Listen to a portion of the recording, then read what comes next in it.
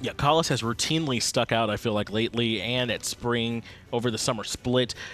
He's as an excellent player, like one of the ones that really derives where Team Rival's going in these team fights, whether it's with his taunts, whether it's his Terra, with his stuns and roots. But on this Amaterasu, it wasn't quite that same, and so Rival kind of as a team looked a little bit lost. We'll see if they end up making it work for them a little bit better in Game 2 if they want to try and make some adjustments there in the draft. But another thing I want to point out, I mean, NRG did win, but did you see enough in the solo lane from maniaKK in that Game 1? I still feel as though maniaKK had some struggles in the solo lane. This has kind of just been the punching bag is what it reminds me of. A little bit, yeah. maniaKK kind of just absorbing all of these blows. But in a way, it does bear a lot of similarities to Dimmy's original style of play back when he was with this NRG roster, because Dimmy was notorious for taking these losing laning matchups, but they complemented the team composition overall really well. And I think when maniaKK first joined the NRG squad, he had a couple of troubles adjusting because he was used to being more of an individual standout aggressive player. Right. And now he seems to have really toned things back a bit, and that he just wants to focus primarily around the team fight engagements, even if it means a little bit of a more challenging laning phase, so long as he can assist the team throughout the fights. That's what really matters. Yes, he did a much better job, I feel like, this game of at least making sure he wasn't really far behind, even though more often than not it was him that was taking the spill. He made sure that he was relatively close to Deathwalker, which I think is great from him, because like you said, it wasn't just that Demi would take losing matchups, but he would do so rather gracefully, right? He wasn't like he would rotate over and be way behind. He would find ways to sort of give up the pressure, make sure he didn't die, and still defend his farm, whether it was getting some help from adapting or just in his own individual play. And maniaKK, I think, very much approached that last game. But wow, right off the bat, Rival banding away this Fafnir. I think they agreed that emilZy had too much impact on it. I can't even blame them for taking away the Thoth and the Fafnir. When you get to these best-of-5 sets, you can afford to limit your banning choices to that. Of those you really do not want to deal with. So NRG, they come out hot with this Fafnir play. They come out hot with this Yammyn Thoth play. Why take the chance of those players having repeat performances on those gods? Just ban them, take them out of the picture, run that Chernobog for yourself. Of course, with every strong pick, there comes a sacrifice, and whether or not Rival are going to feel the repercussions of leaving open some of the other priority picks, that's to be determined. Well, they've gotten two very strong ones in the Janus and Serqet. Wlfy was piloting that Janus in Game 1, didn't quite have the impact he wanted. NRG going to give it their own try here for Yammyn, and Serqet going to be going over to adapting, one of his picks that he's very, very, very comfortable on. Love watching this guy play it because it's one of those ones that can facilitate for the team and can just go off on its own. NRG looking very strong here with these first two picks, but Rival respond right away with the Khepri of their own. Love this Khepri choice also, because Janus and Serqet, that immediately throws into your mind the idea of a pick composition. You want to get in and get out, fast, quick, precise. Khepri Scarab Blessing, complete opposite of that. You're going to have to wait around just a little bit longer if you want to claim that bounty. And if you're stuck trying to wait for that Scarab Blessing effect to end so you can finish off the execution, well, you might run into the problem with the rest of Rival being there now to help assist Chernobog, Living Nightmare, instantly into the middle of the fray. Yeah, this whole thing kind of feels like putting on the brakes from Rival. Even if Chernobog doesn't actually land in the fight, he can still go up and get the slow, right? Still trying to impact the fight, try and make it a little bit harder for NRG to sort of all in with this pick comp. Or, as you said, he can just show up himself, get the root off, get some damage and try and slow them down. But the Habois, that's not so much putting the brakes on. All he does is go, and Rival want to fight out of that jungle role most likely. I feel as though this was a premeditated Habois, maybe anticipating that this Chronos selection would happen next. Habois, probably one of the few guys that has the burst capability necessary to take out Chronos before he can get that rewind off. Right. Also going to be looking towards some water spout crushing wave combinations. Those are very potent also against the Janus. It's just all about whether or not iceicebaby is going to be able to work his way into the backline. Probably going to need a blink, but blink would also make him a little bit more vulnerable to dying, so it's just one of those double-edged swords. Yeah, it's a difficult balance. You're going to have to strike it to get the most out of this Habois pick, but certainly Rival not shying away from the opportunity here. Again, this is the best of 5. We're in the winners finals here. That means whoever wins this match goes right to the grand finals, waiting on someone to kind of go through that long trek back up through losers. The other team could potentially fall down, have to go up against one of those North American teams, whoever ends up coming out of that United Space Station matchup. But look at these bans. Zhonghui makes it through along with Chang'e all the way here. NRG eventually do ban it in the second phase, along with the RDO, which you actually haven't seen that much of lately. NRG maybe being prepared for that to come out. I like the RDO ban just in case. Why make life more difficult for adapting if you can avoid it? And that seems to be the same concept that NRG's got going for them. Wow. You don't want to deal with that cripple field, not if you're trying to be quick about finishing off your kills. It's not really ideal for a Serqet to have to stick around and lie in wait. It's already difficult as is trying to find somebody off by their lonesome when there's a Khepri on the map, and RDO would only add to it. Definitely can make life hard for the Serqet, so I like NRG banning it. Try and make an easier time here for adapting. But look at all these Guardians that have been prioritized here. Rival have banned two. Two have been banned by NRG, the RDO and the Athena. Even the Amaterasu feels kind of like a support ban here. Plus, Rival have picked up the Khepri for themselves. They are really trying to narrow the God pool down for NRG.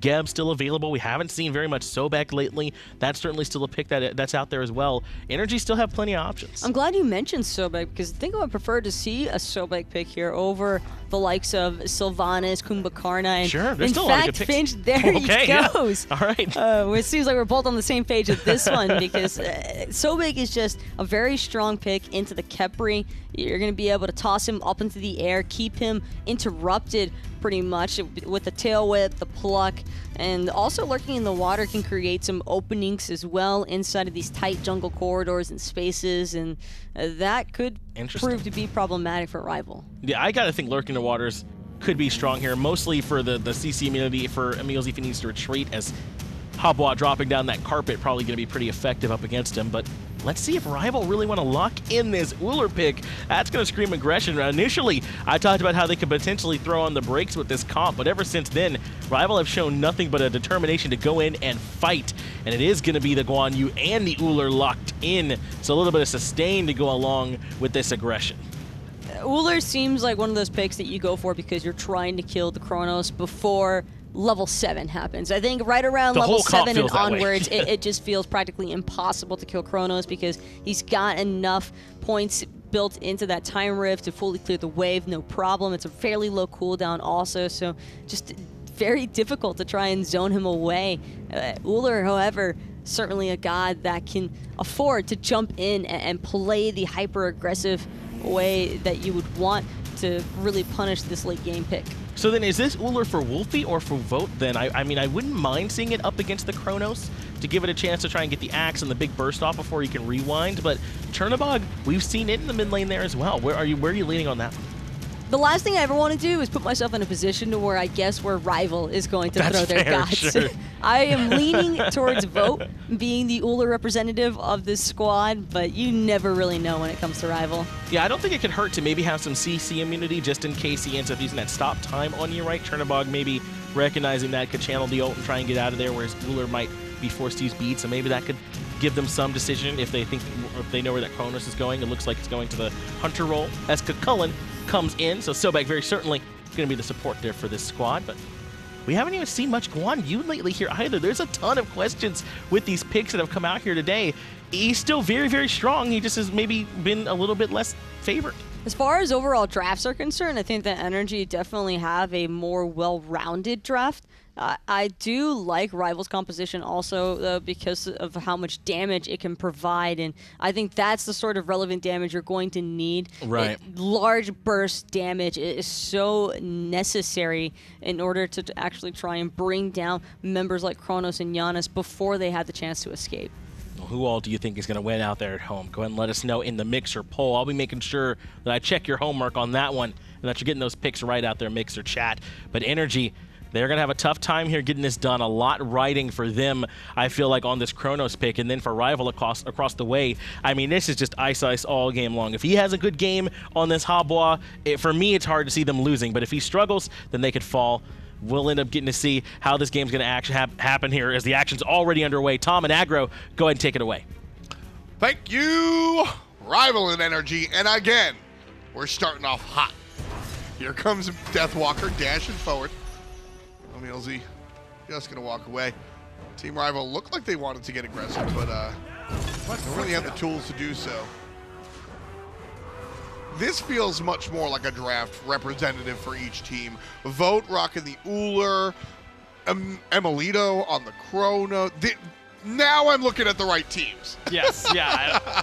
I'm not going to say I'm not going to get confused at some point in this game and say the wrong name, but I think I should have a little bit of an easier time with that at the very least. Look, again, I'm going to go back to what NRG said during their pregame press conference.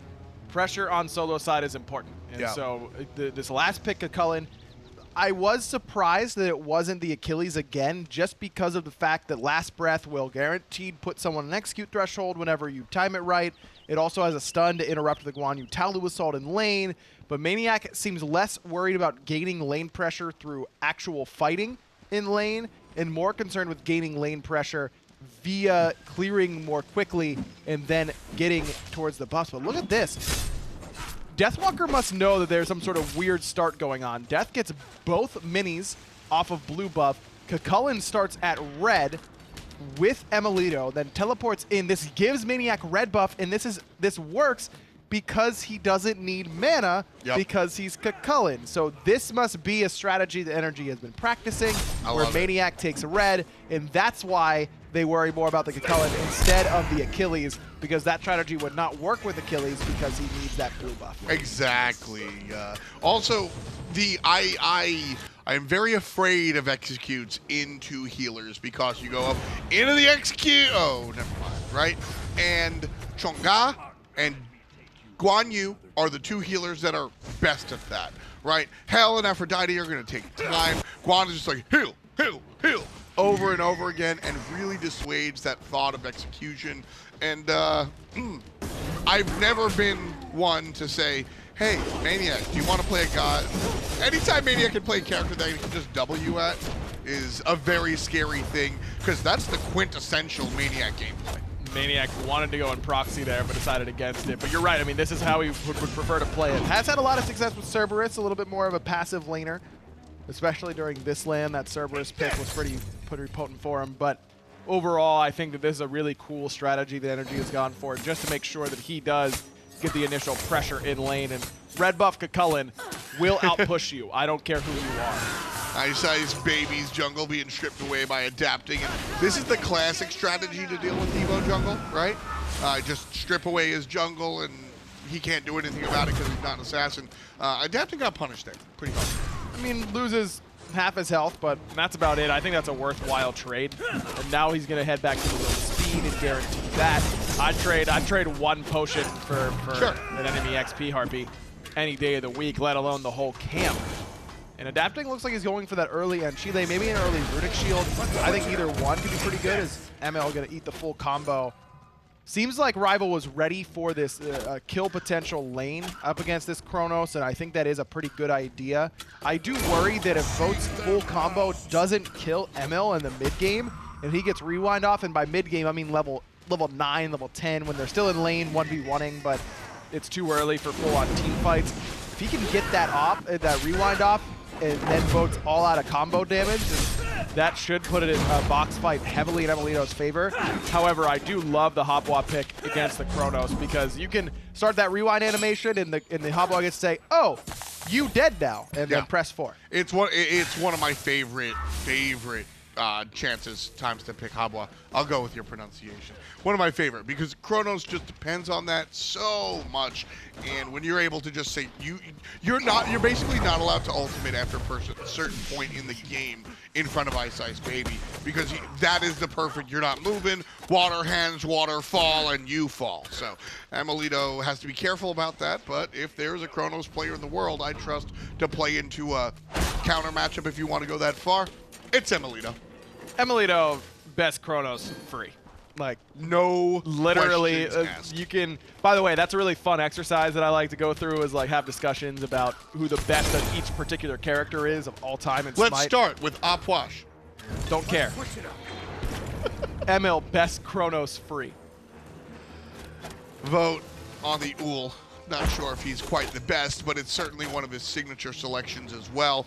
A lot of hours in the gym on this character, and so, like I said, comparatively speaking to game number 1, both of these compositions much more representative of their teams, with the exception of Wlfy.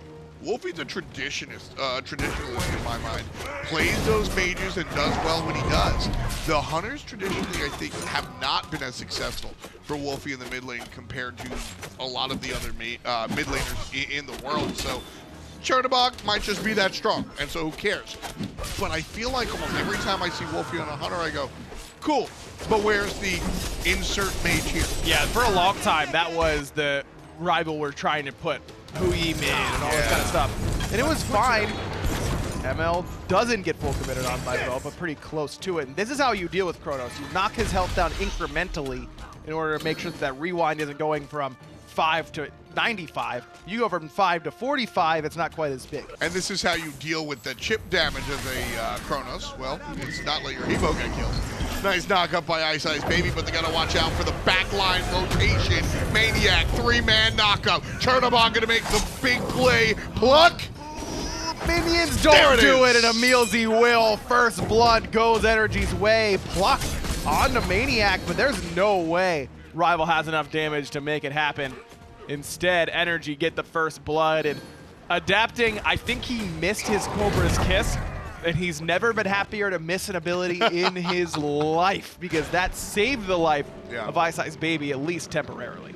Yeah, you know, that's one of the more impressive things to me is when a team is able to stop DPS. You know, watching teams be able to just dive somebody and go, you know, crazy, that's really not that difficult in the grand scheme of things, but the discipline was really impressive to me.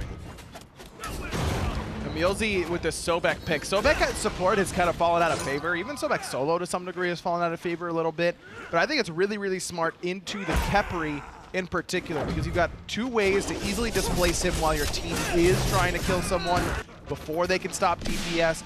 And also, if Emil or someone else around emilZy gets abducted by the Khepri, it's very easy to either charge, pray, or tail whip Kalas off of that target and save that person's purification.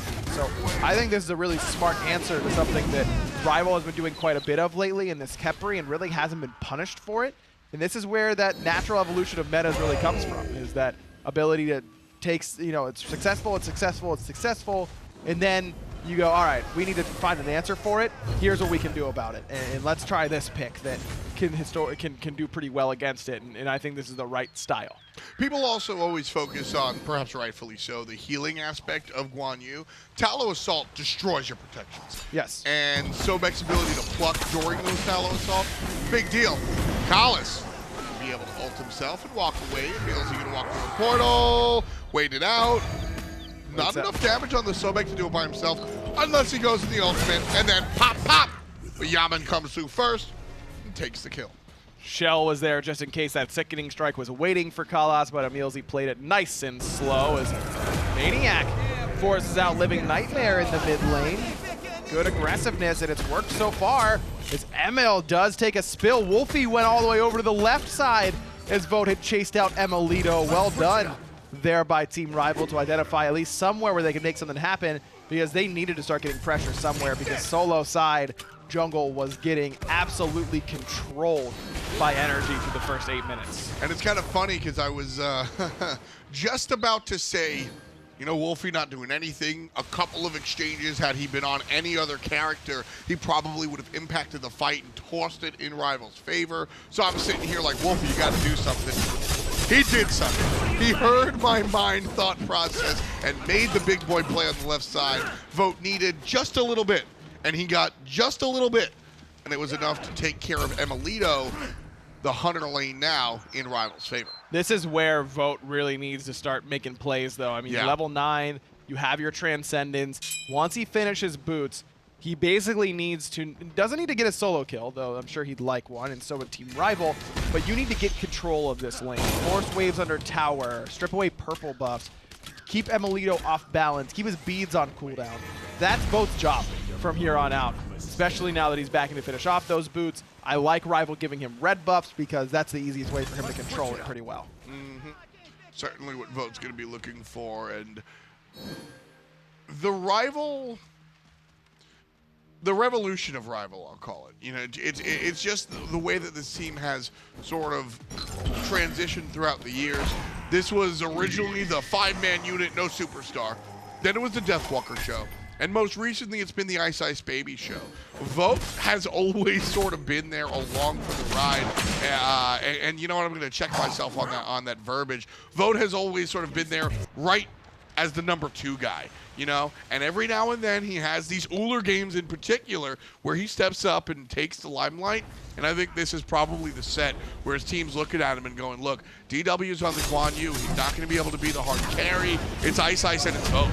maniaKK here with iceicebaby and adapting. Ice should fall, but adapting took a couple too many tower shots, still had ambush in order to get away, but Wlfy here to help out as well. maniaKK CC immunity just a moment too early, and that lets Rival cut him down. Yeah, misplay there from the solo laner. He's going to fall down for that one, but a 1-for-1 exchange. And at the end of the day, you know, giving the Chulainn that's ahead a death against the Guan Yu for a Hebo kill, I will take that. Because iceicebaby, he's got boots and Bancroft, and this is where jungle Hebo gets scary. I agree with you. I think that's still worth it for NRG, but it does concern me because maniaKK has not looked particularly good so That's far fair. this LAN. As Yammyn, no beats. He only has the Aegis ambush, or abduct, excuse me, wasn't there from Kalos to pull him away from that portal, but it was close.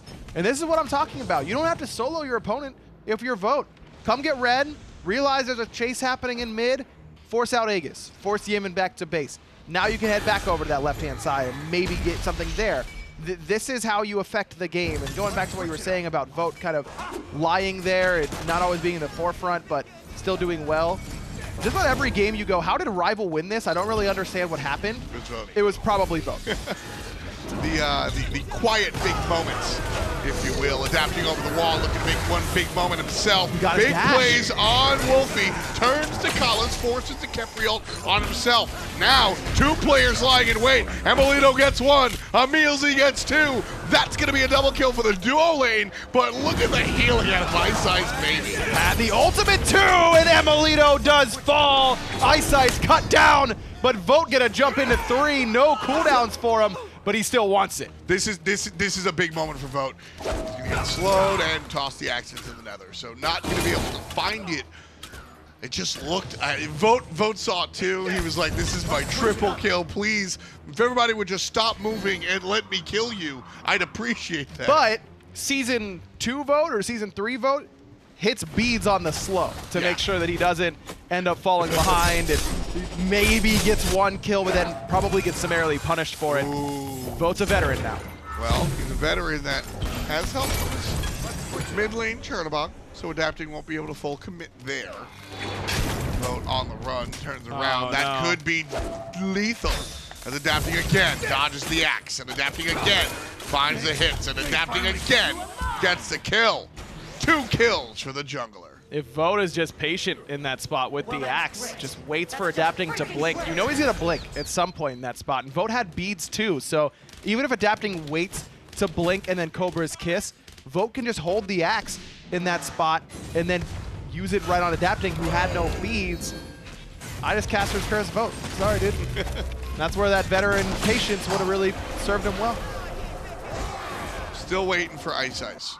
0-3-1 at 13 minutes for a jungle Hebo is not a big deal.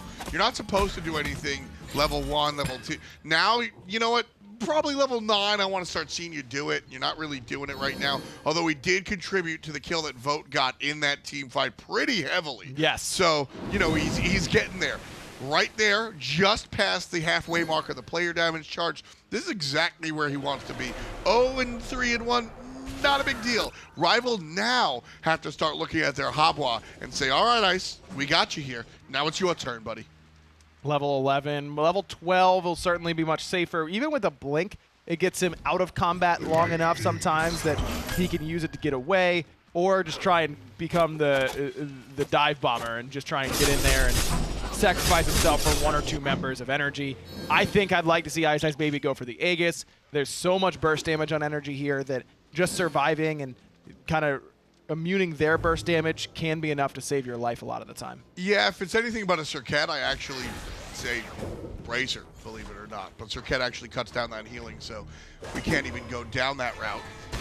Janus ultimate to the left-hand side, and that, the true zoning ult. The true zoning ult.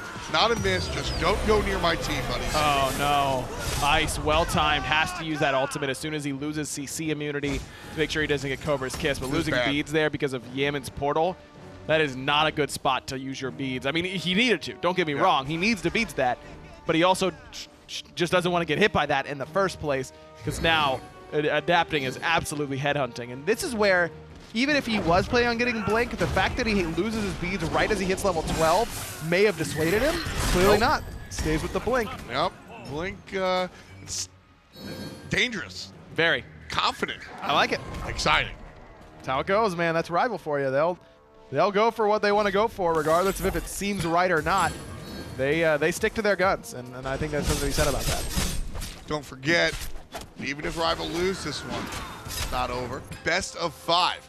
So it's going to be the first of 3 victories here right now. So Team Rival can play us one a little fast and loose. Their back's not against the wall just yet. Call us and vote, sticking in lane together, as we've come to expect from Team Rival. And NRG, 15 minutes in, with a very slight lead, about 2,000 gold. Even though Rival hasn't been at the top of the SPL for very long, I would bet a lot of gems that they are the team that has won the most games when down by 8,000 and 10,000. Sure. You know? I mean, they were, Season 5 introduced a world where it's much easier to defend your Phoenixes, but they were doing that before the map. Switch it up. Yes, I mean, it's incredible. This team, normally in a best of 5, you say they're not out if they lose this game. A lot of teams are all but out going down 2-0 in a best of 5 if you lose 2 convincingly in a row. I really don't think Rival is, and I truly mean that. If there's a team that I had to pick to win a best of 7 starting down 3-0, Team Rival. You know, we say that when you beat NRG, they get madder. That doesn't always translate to stronger. Sometimes you can use that as a catalyst. Sometimes it comes back to bite you in the butt. Rival, and they're even.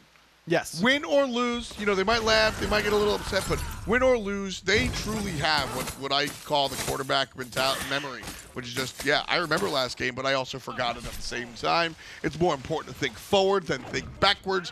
And Rival, while they're not untiltable, I think they're as close to that as you could get. I think they are untiltable from game to game. Yes. You tilt them in one game, by the time you load into the next, it's gone. I truly think they're the only team in Smite that I would say that with confidence. Look at NRG. Set up an ambush here. Wlfy going to use the beads to get away from the emilitoo pluck, and that's fine. NRG are screaming worth right there. That's cool. Either we murder him or we get his beads and we murder him next time. Not a big deal. It feels like NRG are trying to prey on this mid lane Hunter. Only 0-1 so far, though, so it's done a pretty good job of staying alive, adapting, wrapping around that mid lane as Deathwalker does this so often, where he can feel, when Rival starts to feel like the game is getting away from them a little bit, like they're falling further behind than they'd like to, they're losing momentum, Deathwalker just says, okay, I will forego my lane. Doesn't matter. And he hasn't gotten a solo wave in, what, a minute and a half, 2 minutes? They've just been sitting around mid lane, not really doing anything, but making sure that NRG can't do anything on this left side of the map. Now, it does cost him his tier 1 on the right, as now someone else will go. Wlfy, in fact, goes to get that solo wave. But Deathwalker will stay here until he feels like everything's okay. Yeah, and he's really going to be able to pick the team up on his shoulders with the heals as he's now level 17. Wlfy farming up this right side away from the world with the global ultimate, a little bit nicer. Deathwalker doesn't have the luxury of being able to fly through the sky to help his team. Interesting point to note, lack of gold furies this game.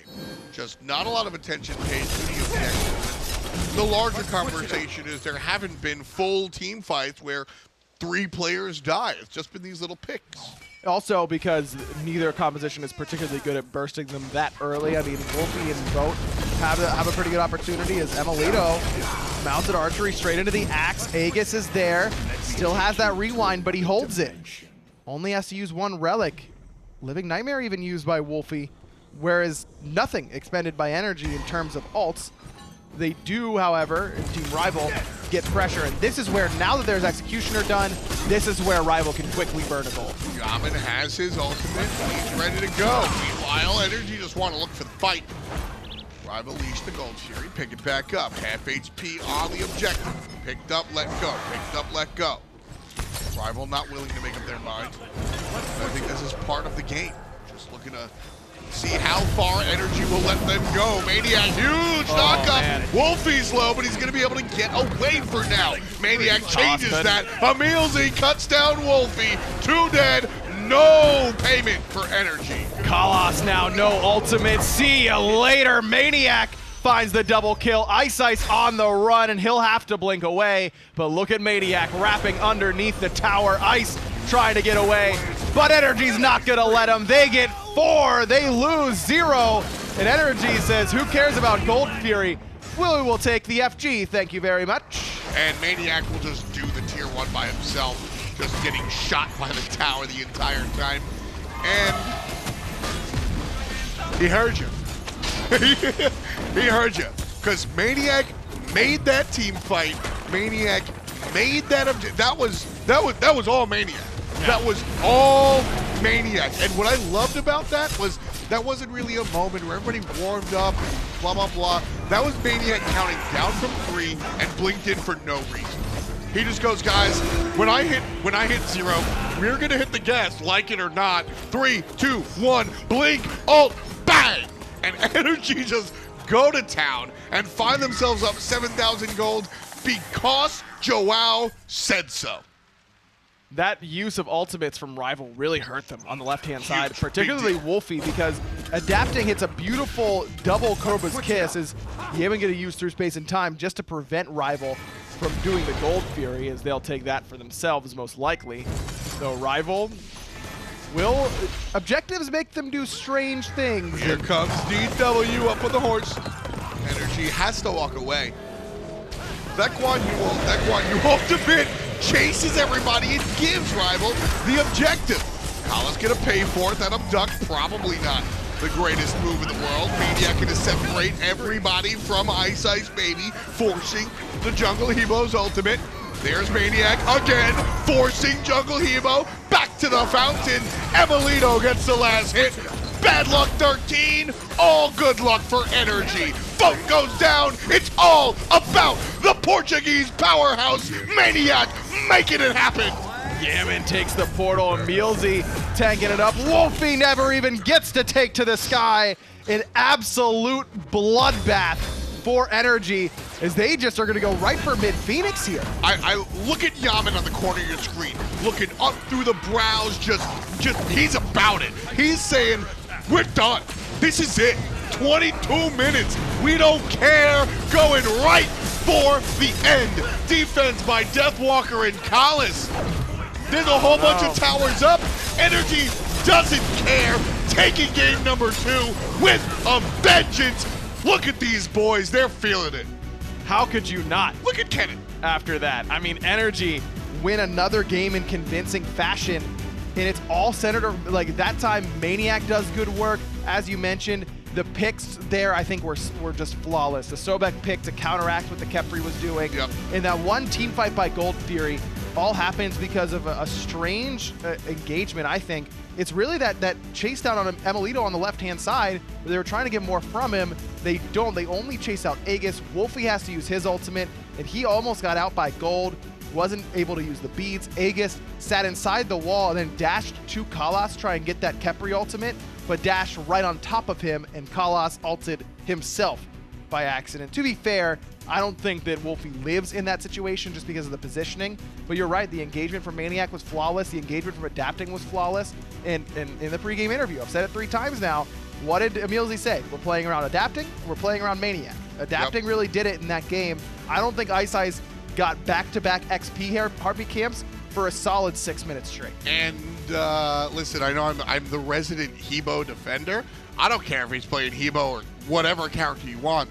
The same result happens with the way that NRG were playing. Sure. I'm going to ask you guys who the MVP was, and honestly, I've been yelling about maniaK, but there's a lot of choices here for NRG. They looked really clean, You got to be afraid of this team. I said the same damn thing after game number 1. These guys are not here to lose, folks. They're looking clean. They're looking great. Let's get into the details. Let's hit the desk. Thanks, Tom. Thanks, Aggro. Finch and Taco here. Let's break it down because NRG are on a roll right now. They're back to old form and looking dominant.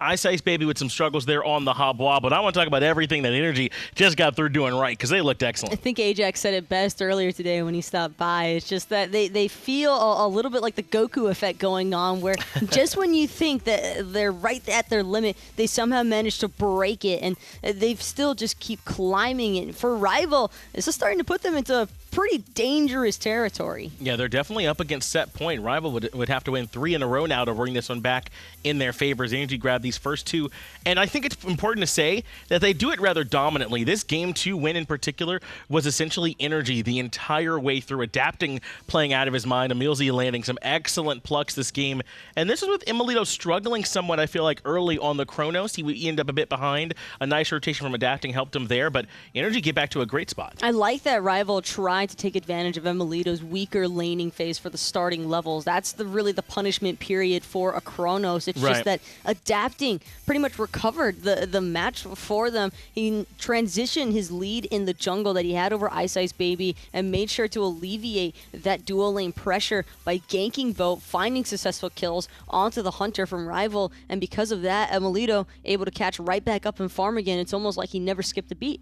Able to get everyone back to relevance, but the real hero this time, or at least in the eyes of Mixer Chat, is going to be maniaKK. He was selected as your MVP, and he certainly did have a much better game. I, in particular, have been a little hard on my man this whole event, as he's had some struggles, but came back in form here on the KK, and it was with meaningful rotations. Deathwalker kind of rotated early on the Guan you to be a part of fights, and so did maniaKK. He had great initiations with that initial knock-up, and he was just a monster in the rage form. It's just the type of aggression that you'd want to see happen when you know that you're up against the Hobwa jungle. Right. We were wondering, when are we going to start seeing some of those heavy invades start to break through? And this was it for NRG. They are tired of playing around with Rival. They are trying to drive home the point that they are here to stay, one up above their competition, and that they aren't planning on losing any more sets to this team. That's right. They want to try and make their way to the grand finals. Again, this is the upper bracket finals. Both of these teams still have one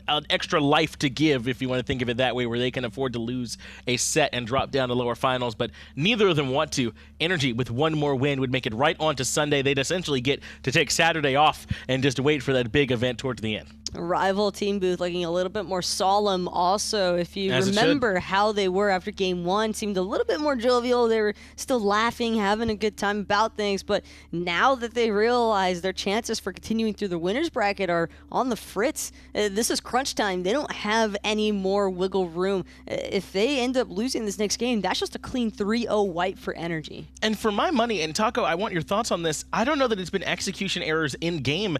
I'm thinking that NRG have won the picks and bans in both of these games here so far, and by a pretty substantial margin, to the point where I actually think Rival keeping it close in games is rather impressive because they've been a little bit behind. I mean, the Hobwa pick for them in the jungle didn't quite work here in game 2. I'm the Amaterasu sticks out for me in game 1. I mean, Rival have got to make sure that they're focused in the picks and bans for game 3. When adapting has a game like that, and then maniaKK also decides to turn up out of nowhere, that's those two. I mean, they've been the missing pieces to the puzzle for this entire land so far. And don't get me wrong, NRG obviously still doing something right because they're the ones in the winners bracket side now. But it is obvious that they were not playing up to par of their normal standards. That's why we can be a little bit more critical of these players, because we've seen better from them and we know what they are actually capable of. So for it to finally come to fruition, that's where you really get a chance to see just how much of a difference it can make going from one set to the next. Very impressive.